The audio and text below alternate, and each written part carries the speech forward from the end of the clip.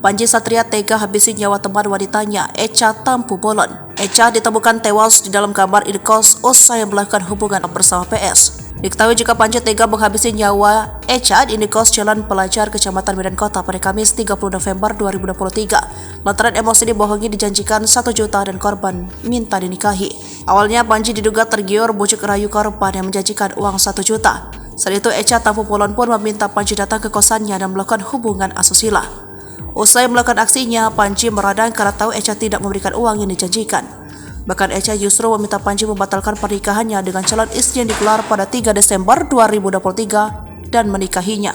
Hal tersebut sontak membuat Panji emosi lalu mencekik korban hingga tewas. Nah, si Panji emosi karena sudah berharap, kecewa dan malah disuruh membatalkan pernikahannya pula. Diajak nikah sama dia saja.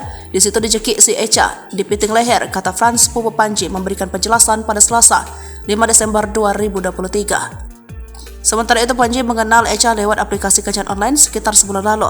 Usai kenalan, mereka pun membuat janji temu di indekos korban di Jalan Pelajar nomor 138 Kecamatan Medan Kota. Pada pertemuan pertama, Panji membayar layanan seks sesuai yang disepakati dengan Echa dan pergi. Setelah pertemuan pertama, tepatnya 2 minggu kemudian atau hari kejadian, Kamis 30 November, korban menghubungi tersangka dan mengajak bertemu. Di sini tersangka dikabarkan sempat menolak, namun dibujuk rayu korban dengan iming-iming uang sebesar 1 juta rupiah. Kenalan sama Echa sebulan lalu di aplikasi online kan begitu, ketemu mereka. Begitu ketemu, si Panji berhubungan badan, kita katanya si Echa semacam jual diri dan Panji bayar pertama, kata Frans Selasa 5 Desember 2023.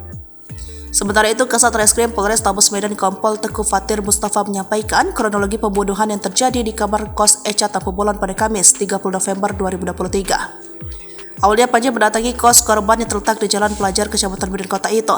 Sesampainya di sana, antara pelaku dan korban sempat melakukan hubungan intim. Lalu ketika itu pelaku tergiur dengan kalung emas yang dipakai oleh korban dan berniat untuk mengembalikannya. Ia menjelaskan ketika pelaku hendak merampas kalung tersebut, korban pun melawan. Pelaku yang melihat reaksi korban pun langsung mencekik hingga korban tak berdaya. Setelah itu pun, pelaku melarikan diri dengan membawa kalung milik korban dan meninggalkannya seorang diri di dalam kamar kos. Motif tersangka melakukan perbuatannya ini karena korban sempat melawan. Ketika tersangka mengambil kalung milik korban, korban meninggal karena dicekik oleh tersangka sebutnya. Lebih lanjut, mantan Kapolsek Medan Baru ini menyampaikan bahwa pelaku ini diamankan setelah 2 hari kejadian. Tersangka ditangkap setelah 2 hari kami lakukan penyelidikan terhadap perkara ini. Tersangka mengakui perbuatannya, ucapnya. Katanya terhadap pelaku dikenakan pasal 338 Junto 365 dengan ancaman 20 tahun penjara. Dari hasil pemeriksaan, pelaku mengaku menghabisinya korban dengan cara mencekiknya. Sebelumnya dihabisi, pelaku dan korban sempat berhubungan di kamar kos tersebut.